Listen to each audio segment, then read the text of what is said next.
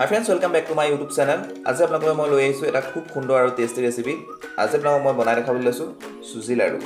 সুজি লাড়ু কিদৰে প্ৰস্তুত কৰিব পাৰি আজি মই আপোনালোকক এই ভিডিঅ'ৰ জৰিয়তে বনাই দেখাবলৈ লৈছো। তাৰ আগতে যদি আপোনালোকে মোৰ চেনেলটো সাবস্ক্ৰাইব কৰা নাই তেতিয়া চেনেলটো সাবস্ক্ৰাইব কৰিব আৰু কাষত যিটো বেল আইকন আছে সেই বেল আইকনটো প্ৰেছ কৰিব।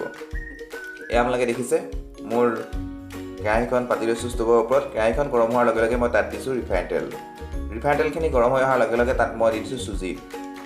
এয়া আপোনালোকে দেখিছে মই সুজিখিনি দি দিছোঁ। আপোনালোকে সুজিৰ পৰিমাণ অনুসৰি তেলটো দিব। এতিয়া মই এইখিনি প্ৰথমতে সুজিখিনি তেলত ভাল ধৰণে ভাজি ল'ব লাগিব। মই দেখুৱাৰ ধৰণে আপোনালোকে প্ৰথমতে ভাজি ল'ব। এয়া আপোনালোকে দেখিছে মোৰ তেলখিনিত প্ৰায় ভাজি হ'ব হৈছে। এনেধৰণে আপোনালোকে 10-15 মিনিট সময় লৰাই মই যিধৰণে দেখাইছোঁ সেইধৰণে আপোনালোকে ভাজি থাকিব। এই ৰেচিপিটো খুবেই টেষ্টি, খুব ভাল লাগে খাই।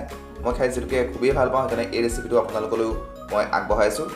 এতিয়া মই ইয়াত দিছোঁ 1 কাপ চেনি। মই চেনিটো মিক্সিত গুড়িকৈ খুন্দি লৈছোঁ। তেতিয়া আপোনাৰ সোনকালে মিক্স হয় সেইকাৰণে মই গুড়িকৈ খুন্দি লৈছোঁ। আপোনালোকেও এনেধৰণে খুন্দি লৈ যদি বনায় তেতিয়া অতি সহজতে চেনিখিনি মিক্স হৈ যায়। তাৰপিছত আপোনালোকে অলপ সময় চেনিখিনি গলি মিক্স হ'বলৈ দিব। মই যিধৰণে দেখাইছোঁ সেইধৰণে আপোনালোকে চেনিখিনি গলিবলৈ এনেধৰণে লৰাই থাকিব যাতে চেনিখিনি ভাল ধৰণে সংমিশ্ৰণ হৈ যায়। এয়া মোৰ চেনিখিনি প্ৰায় সংমিশ্ৰণ হৈ গৈছে। এতিয়া মই ইয়াত দিম এয়া আপোনালোকে দেখিছে কাজু বাদাম। মই কাজু বাদাম দিছোঁ। ড্ৰাই ফ্ৰুটখিনি আপোনালোকে যেতিয়া দি দিয়ে তাত তেতিয়া লাড়ুটো খাবলৈ আৰু টেষ্টি হয়। সেইকাৰণে মই এই কাজু বাদাম ব্যৱহাৰ কৰিছোঁ। এতিয়া মই এইখিনি আকৌ ভাল ধৰণে সংমিশ্ৰণ কৰিব লাগিব। এয়া আপোনালোকে দেখিছে মোৰ সংমিশ্ৰণ কৰি হৈ গৈছে।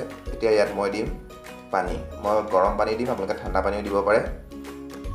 এনেধৰণে আপোনালোকে গৰম পানী দি দিব। দি পেলাই আপোনালোকে লৰাই ভাল ধৰণে সংমিশ্ৰণ কৰিব। এনেধৰণে আপোনালোকে যদি সুজিৰ লাড়ু ঘৰতে প্ৰস্তুত কৰি ৰাখে আপোনালোকে আলহী আহিলেও দেখুৱাব পাৰিব বা আপোনালোকে যদি চাহৰ লগত ঘৰতেও নিজে খাব পাৰিব। খুব ভাল লাগে খাই। এয়া আপোনালোকে দেখিছে মোৰ গোটেইখিনি সংমিশ্ৰণ হৈ গৈছে।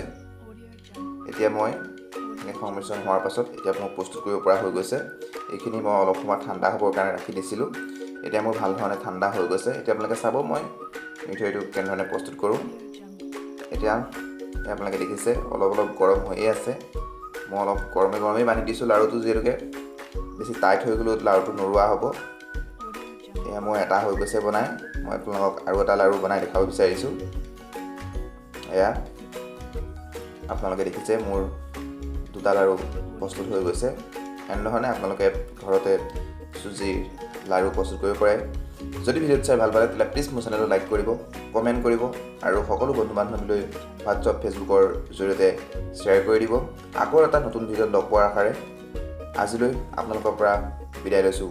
ধন্যবাদ।